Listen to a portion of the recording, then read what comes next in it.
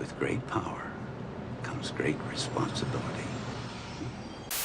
Even though sometimes we have to be steady and give up the thing we want the most. Even our dreams.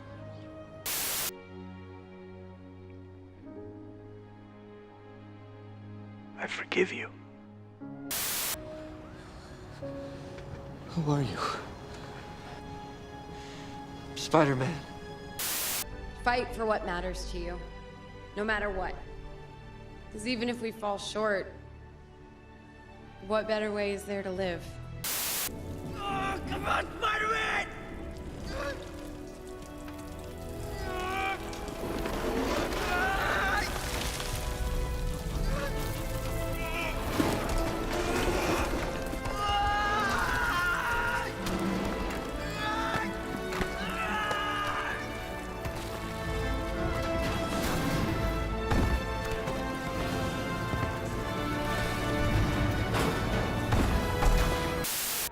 When do I know I'm Spider-Man? You won't. That's all it is, Miles. A leap of faith. Like, what's up, danger? Like, what's up, danger? I know this isn't real! Do you though? MJ! MJ! I don't think you know what's real, Peter. It's what we do. Yeah, it's what we do. Right, I gotta find Ned and MJ. Thank you. Everyone keeps telling me how my story is supposed to go. Nah, I'm gonna do my own thing.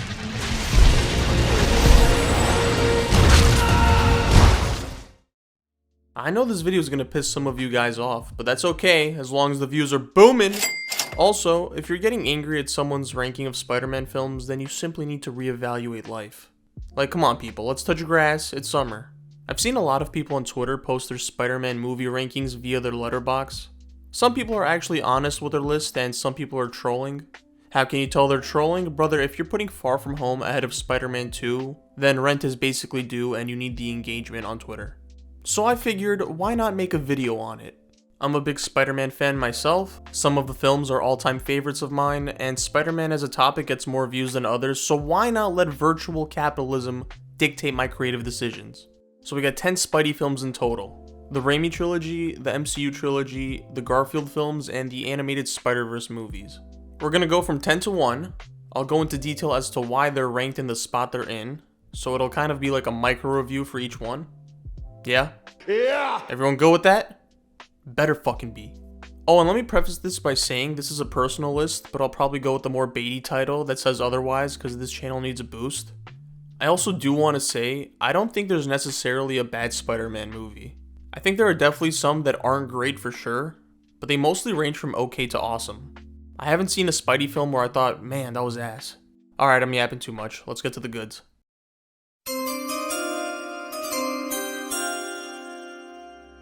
Yeah, so I've seen a lot of people share the same opinion. Far From Home just doesn't do it for me. It wasn't set in New York this time, which I liked because all the movies had been in New York and we needed to switch it up a little bit. But man, this film has no sauce whatsoever. Zero sauce. Negative sauce. Jake Gyllenhaal is great as Mysterio, but his villain origin story stems from being fucked over by Tony Stark, and I just hate how that's a constant with this series.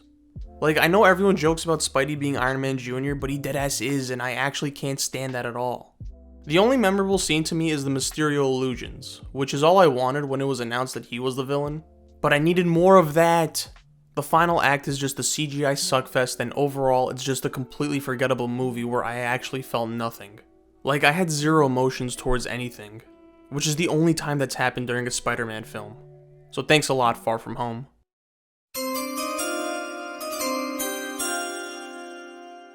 Man, when I was a kid, I thought this was the greatest film ever. But yeah, we're wiser now. It's a mess of a film, too many villains, a lot of subplots, Peter dancing, Topher Grace miscasting, Venom in general, Harry and MJ cooking things, Sandman actually being involved in Uncle Ben's death. I can't believe the amount of stuff that actually happened in this movie. So much stuff. Like an absurd amount of stuff. But I will say, really elite action sequences. I think Peter's inner battle with regret and forgiveness is actually portrayed pretty well here. How he deals with those two creates a relatively complex character arc in this film, even if he's a goofball for most of it. Besides him being intertwined with Uncle Ben's death, I don't hate the Sandman's arc here. Pretty redeemable character for what was given to him. And funny enough, I know they planned on making more films, but this one had a bit of finality to it. It just felt like the trilogy came to an end. I mean, it obviously did, but you guys know what I mean. Harry's funeral, the dance between Peter and MJ, it kind of just felt over. TASM 2. So many mixed feelings on this one. Similar to Spider-Man 3, just an absolute mess with the villains. Rhino, I mean no words. Electro just felt like a parody villain. This version of Green Goblin was laughable and I just couldn't buy into Dane DeHaan as a bad guy. Chemistry between him and Andrew was off, which is tough. Like, how do you not have chemistry with Andrew Garfield? Peter's motives are way too convoluted in this film. Dude's a superhero, but also a conspiracist and is on and off with Gwen, but I think at the end of the day, my son just wants cheeks. Mans was willing to drop everything and go to England. Bro said, fuck NYC, Spidey's out of here. Alright, a few pros. Chemistry between Andrew and Emma was phenomenal, and I guess that makes sense since they were dating in real life. Every scene between them was magic and authentic, and some of the best romance displayed in a superhero film. Easily the best Spidey suit of all the movies. The Green Goblin transformation scene was actually dope and it had some horror vibes to it. And of course, the Gwen Stacy death scene. Few scenes have stuck with me the way that one did, especially in a comic book movie. That was the real ending of the film to me. Not the actual one with the rhino that was spoiled in the trailers, man, fuck. After Civil War, I was on board with MCU Spider-Man. So I had high hopes for Homecoming, and I'm afraid it didn't deliver in the way that I thought it would. But that's on me. They skipped the origin story, which I'm fine with because we've already seen it twice. The entire film does feel grounded and the story felt personal, which I thought was refreshing considering how grand scale MCU films felt before this one came out. Tom Holland is great, and I think the Come On Spider-Man scene was standout. Keaton is fantastic. I think Vulture is one of the better villains of the MCU. That scene between the two in the car is amazing. I hate how the suit does everything for Peter. I wish Iron Man wasn't involved in this shit at all. I rolled my eyes at the MJ reveal towards the end. I think way too many people find out Peter is Spider-Man, for my liking at least. And the final fight scene between Spidey and Vulture was underwhelming. Unfortunately, nothing in Homecoming really stood out to me, but a decent film nonetheless. So I made a video essay about how I gave this movie some leeway because of how much of an event it actually was. But unbiased goggles on, the first half of this film is very meh. I know there was a pandemic, you hyenas, but I have to judge what was given to me. First half was standard MCU trash, comedy fell flat, writing was bland, effects were oh, and rewatching this made me realize how awful the lighting was. Good god, the lighting here was fucking dog water. However, the second half of this film overshadows all of its flaws, because everything involving the three Spideys was done really well. I would have liked longer swinging scenes with all three of them, but I can't have everything in life. The banter between all of them, the dialogue, the vibes. Everything felt natural and it was beautiful to see. Doc Ock and Green Goblin are still the best villains we've seen in Spider-Man films. Dafoe and Molina, especially Dafoe, are absolute money here. The apartment fight, Aunt May's death. It took a while, but we finally got some sauce from the MCU Spider-Man series. Even though it was because of the OGs. Sorry.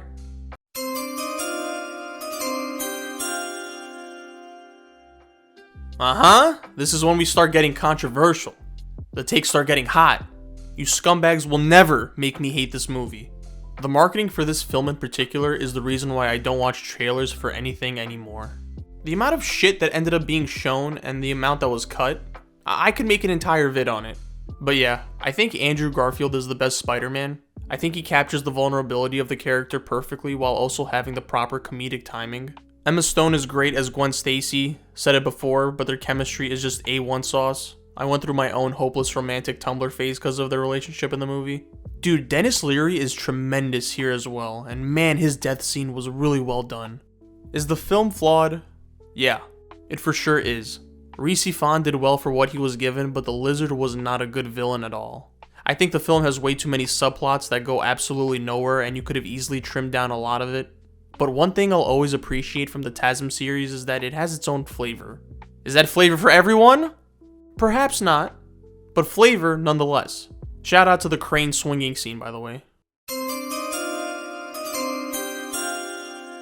Leaving the theater, I thought, did that surpass Into the Spider-Verse?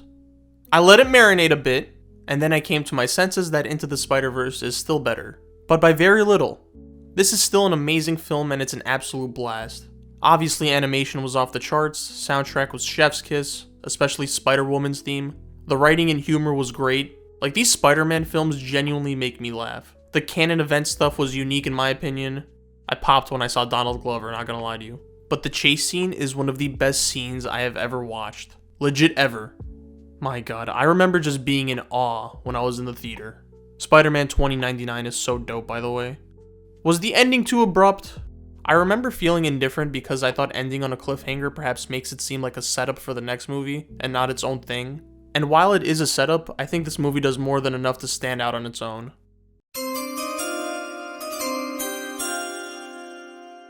Come on now. Y'all have seen it, your parents have seen it, everyone's seen it. It's timeless, it's beautiful, it's an important part of our lives. It's got heart, humor, amazing effects for its time that still hold up to this day. Like, you remember this movie. You remember when Peter wakes up to his newfound powers. You remember the Green Goblin. You remember the upside down kiss. You remember with great power comes great responsibility. You remember the soundtrack. Just everything, bro. It's 2 hours, every scene has a purpose. Pacing is great, so is the directing. God, I love Sam Raimi. I remember reading or hearing the quote, and I'm paraphrasing here, Spider-Man is an indie movie disguised as a blockbuster superhero film. And that makes so much sense. It just feels like a small-scale movie with a larger-than-life character, and I think that's why so many people love it. And I truly think this was a great film event for post-9/11 America, especially New York City. It felt like a sense of togetherness and unity for a city that embodies those characteristics like no other. When I first heard about an animated Spider-Man film with Miles Morales as the main character, I was immediately sold. And once I finished watching it in theaters, I remember being so fucking happy. Like, the movie was everything I wanted and more. It's literally a comic book come to life. It was groundbreaking animation that left me speechless. The voice acting is mwah. The humor is so good here too, like it was kind of meta before everything started becoming meta. But man, I laughed, I cried, I cheered. Just every emotion possible. And this movie really nailed the New York City vibe, and as a Spider-Man fan from New York, it was really special to see. The soundtrack really added to the feel as well, like I was bumping every song when I got home. Ah, what an experience. I will say, there was a part of me that was like, was that the best Spider-Man movie of all time? And then I was like, it's close, but number one is still...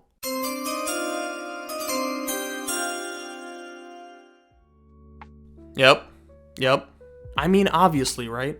It's always gonna be Spider-Man 2 for me. I don't know if it'll ever not be Spider-Man 2. I think before The Dark Knight came out, this film had the title of the best superhero movie of all time. Humbly speaking, of course. I don't have to say much here because you guys already know how goated this film is. The story is more so about Peter Parker than it is Spider-Man, and that's why I think it resonated with so many people. It's about how life is unfair and being a superhero doesn't change that or make it better. We're given a unique perspective of how being a hero isn't as great as we thought it would be, and it's a story that you appreciate a lot more as you get older. I can talk about this movie for hours, but to cap it off, not only is it the best Spider-Man film of all time, but just in general, it's one of the best films ever. Plus, the train sequence, that's all. So, that's my ranking. If y'all want to annihilate me in the comments, go right ahead, it's all love anyway. Spider-Man films are always a big deal to me, and I'm sure the feeling is mutual for you guys. There's no wrong ranking of these things, because everyone's different, but I think it's cool how this character means so much to so many people, even to this day. Shout out to you, Spidey. Appreciate you being there for all of us.